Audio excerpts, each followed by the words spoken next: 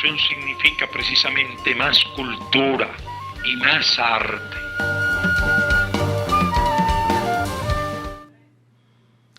Muy buenos días y bienvenidos al Sábado del Libro Virtual. En el día de hoy vamos a tener la oportunidad de encontrarnos con uno de las obras más importantes de la literatura cubana hispanoamericana, diría yo, Cecilia Valdés o La Loma del Ángel de Cirilo Villaverde, en edición anotada de Reinaldo González y Cira Romero. Nos acompaña la licenciada Cira Romero, especialista, investigadora del Centro de Literatura, del Instituto de Literatura y Lingüística de Cuba y asesora del Instituto Cubano del Libro. Bienvenida. Muchas gracias. Vamos a hablar de este libro que todo el mundo conoce, o que casi todo el mundo conoce, quizás no con la profundidad de que se debiera desde el punto de vista literario y otras facetas que pudiéramos estar tratando, pero que sí forma parte de la cultura cubana indiscutiblemente y que todos debemos conocer. Cecilia Valdés tiene un acervo, tiene un alcance, pero que de dónde se origina todo esto, cuál es el contexto al cual Cirilo Villaverde acude para ubicar a sus personajes y la trama de su novela. Sí. Lo primero que quisiera decir es que justamente en este año 2022 la novela cumple 140 años de publicada. Justamente, estamos llegando ya casi al mes de noviembre, ¿no? Y justamente se publicó en el mes de noviembre en Nueva York, donde Villaverde vivió durante muchos años. Y además coincide con que es el 210 aniversario del nacimiento de Cirilo Villaverde. Esta es una novela que constituye el gran monumento literario del siglo XIX cubano. Yo diría que en todos los géneros.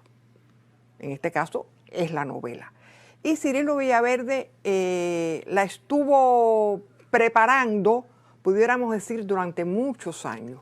Lo primero que él hace es en el año 1838, fíjense que la novela se publica en 1882, pero en el 38 él publica una especie de esbozo, una especie de una incipiente estructura narrativa a modo de cuento. Debemos recordar que todavía en el año 1838 la novela como género no tenía apenas desarrollo en Cuba, no tenía desarrollo en Cuba. Se le llamaba novela, pero en realidad eran cuentos. Y él publica este cuento bajo el título de Cecilia Valdés, nada más, en una revista literaria muy buena, excelente revista literaria del romanticismo cubano, que se llama La Siempre Viva.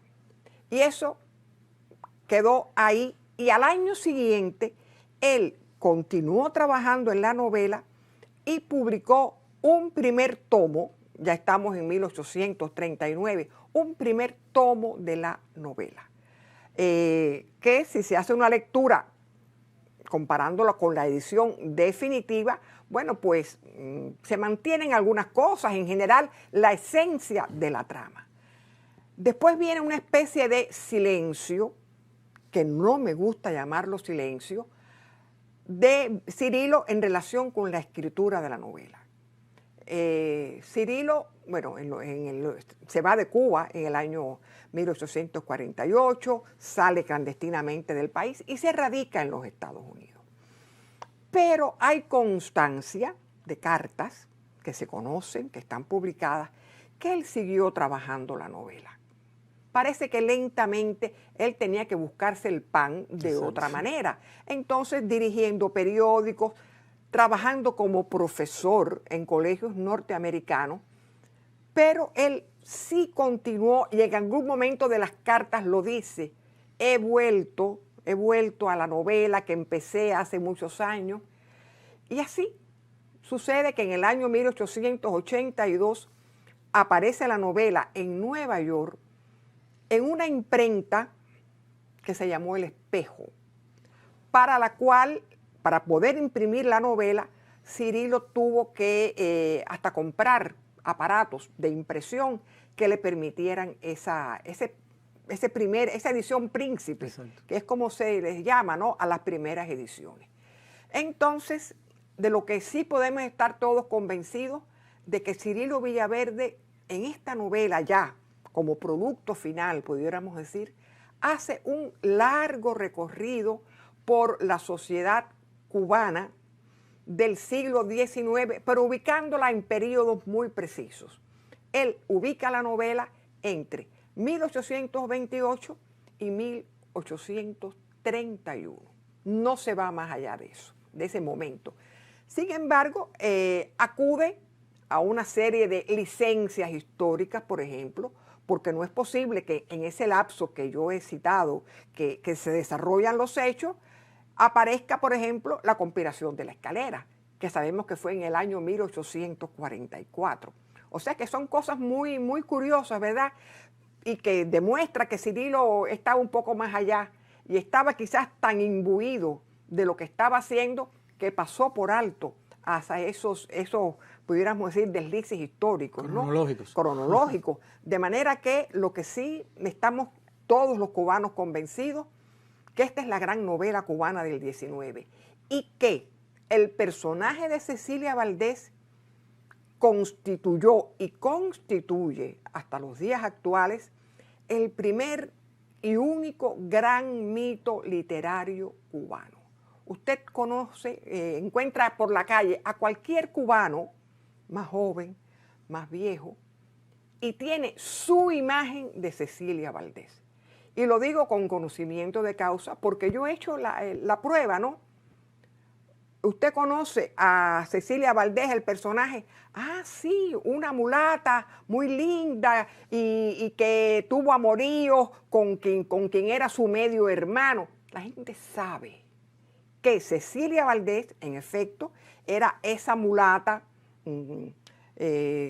criolla, bullanguera, exuberante, que andaba por las calles de La Habana Vieja. Y bueno, se dice que Cirilo, conoció, si no a esa Cecilia Valdés que diseña en su novela, pues quizás hizo simbiosis con algunas otras Cecilias que había por La Habana Vieja, que bueno, que en aquel entonces era el centro de la vida cultural, económica y política habanera. De modo que es ahí donde él encuentra esa sustancia. Pero él no solo quiso conformarse, y creo que no era su propósito, diseñar esa cubana de rumbo. Él puso un especialísimo énfasis en escudriñar en la sociedad cubana de la época. Una sociedad donde ya se puede hablar de la existencia de del cubano, claro, definido tal y casi como somos hoy usted y yo, cubanos, ¿verdad? Sin duda ninguna. Ya aquella fase del criollo que conocimos desde finales del siglo XVIII y desde antes también, que todavía no se sentía cubano, ya eso ha desaparecido. Por lo tanto, todos los personajes que están en la novela, sean blancos, sean negros, son cubanos. Aparte también que, por supuesto, hay españoles, con las contradicciones propias de aquella sociedad. Y Cirilo quiso cargar la mano sobre el problema de la esclavitud y el problema del rechazo que había por la sociedad blanca hacia los esclavos, o hacia más que los esclavos, los negros. En la novela hay algún que otro esclavo, pero son esclavos domésticos, que siempre se dice que eran mejor tratados por las familias y demás. Ahí es donde Cirilo de verdad pone la mano para establecer esas diferencias, esos conflictos de la sociedad cubana de esos años, que es justamente donde Reinaldo González, que es el prologuista, sí, excelentísimo prólogo de Reinaldo González, donde Rey carga la mano más para que el lector sepa cuáles fueron esos propósitos, qué quiso hacer Cirilo Villaverde. Creo que lo de menos es que Cecilia y Leonardo Gamboa fueran medios hermanos y tuvieran una hija que al final muere, ¿no? Producto de esa unión incestuosa, ¿verdad? Entonces, no. Eso es algo más en la novela. Es un ingrediente. Es un ingrediente que, claro, llama mucho la atención. Caramba, esos temas siempre son bastante, llaman mucho la atención del lector. Pero ese no era el propósito esencial, quiero decir, de Cirilo. Él lo que quería ver esa sociedad, cómo estaba estratificada, cómo los negros, entre ellos mismos, incluso tenían situaciones económicas diferentes. Ahí hay negros que son sastres, Comportamiento. que son músicos. Quiso enfrentar también, por ejemplo, un baile de blancos y un baile de negros, como al baile de negros sí podían entrar los blancos y disfrutar y bailar con la mulata que mejor le apeteciera. Sin embargo, al baile de blanco no podían entrar negros. O sea, todo el problema racial del siglo XIX cubano está muy presente en esta novela. Y por eso es que tiene tanta relevancia a 140 años de publicada, y yo creo que van a pasar 200 y 300, y Cecilia Valdés, o La Loma del Ángel, que es el título definitivo de la novela. La Loma del Ángel, que más o menos todos conocemos, es su ubicación geográfica, ¿no? Y a un costado del Palacio Antiguo, Palacio Presidencial, hoy Museo de la Revolución. Ese es el escenario de Cecilia Valdés y algunas otras callejuelas anexas, pero ese, bueno, de hecho, allí en la iglesia del Ángel hay un busto de Cirilo, y hay una especie de recordatorio de esa Cecilia Valdés. Y todo el mundo se para allí, se le ponen flores, ¿verdad? Se le ponen flores. Incluso hay en el cementerio de Colón, y eso también ha sido motivo está por verificar. Hay una tumba que dice Cecilia Valdés, ¿verdad? Muchos han querido, y se le pone flores. En la actualidad se le pone flores. Y algunos han querido pensar que esa Cecilia Valdés que está sepultada en esa tumba es aquella Cecilia Valdés en la que se inspiró. Que forma parte del mito. Forma parte del mito, exactamente.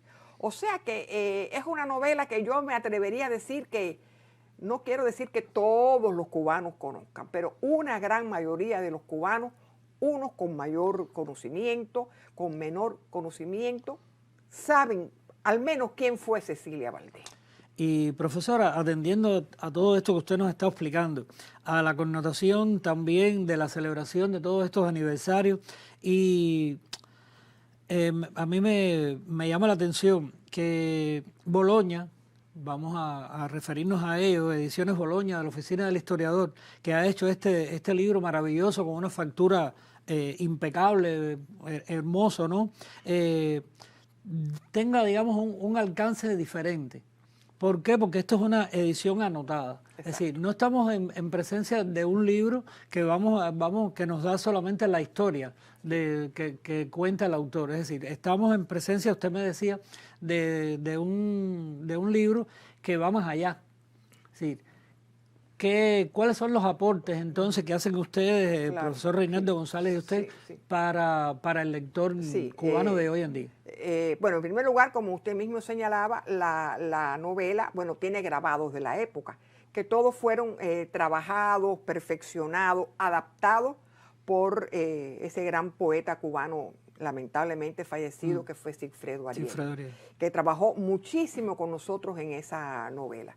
Y efectivamente es una edición anotada que la propusimos hacer así porque queríamos que el lector supiera que cuando Cirilo Villaverde dice que Cecilia andaba con pasos rápidos por la calle Aguacate, bueno, ¿por qué esa calle se llama Aguacate? Que cuando Cirilo Villaverde nombra a algún músico de la época, que el lector sepa que ese músico existió, porque muchos de los personajes que están en la novela existieron realmente. Entonces todo eso va en notas al pie muy breves, muy sintéticas, para no agobiar al lector, pero de este modo el lector va a encontrar, no es una edición crítica, que significa desde el punto de vista filológico un trabajo mayor, ¿no? Pero sí esos detalles que enriquecen la lectura. Es un cuerpo de notas que pasa de 1000 notas. Esto fue un trabajo largo, que muchas veces Reinaldo y yo decimos, bueno, estuvimos trabajando 8 años. No es cierto, no fueron 8 años, porque en esos 8 años él hizo muchas cosas y yo hice otras cosas. Pero bueno, lo fuimos haciendo así, y entonces Eusebio Leal puso un gran empeño en que esta novela saliera como salió. Ustedes saben esos grandes empeños de Eusebio, que lo que él se proponía hacer como Dios manda, ¿verdad? Como decimos, como debe ser. Él lo consigue. Y así salió esta novela en una edición realmente espléndida, repito, con ese prólogo de Reinaldo, y que al final hay un trabajo mío que se llama Ida y Vuelta de una novela cubana, donde yo aludo, en cierto modo, a esto que he dicho, ¿no? Esa Cecilia original de 1838, los pasos que tuvo esta novela, cómo se fue desarrollando. Incluso hago alusión a que Cirilo la mandó a un concurso literario que había en Matanzas. Estando él en Nueva York, hay un concurso literario que convoca el Liceo de Matanzas y él manda su novela. Y no gana. Estas cosas grandes de los concursos, ¿verdad?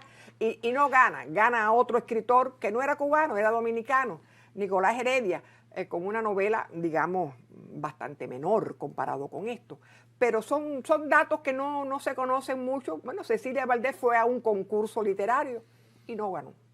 Entonces solo nos queda recomendar al público la adquisición de este libro que se encuentra en la red de librerías, agradecer a la editorial, a la Ediciones Boloña de la Oficina del Historiador por regalarnos esta obra, edición anotada que estamos comentando en el sábado del libro de hoy, y agradecer a usted, profesora Cira Romero, por su presencia y por ayudarnos a entender un poco más estos vericuetos de la literatura cubana. A ustedes invitarlos para que nos acompañen el próximo sábado en un sábado del libro virtual. Muchas gracias.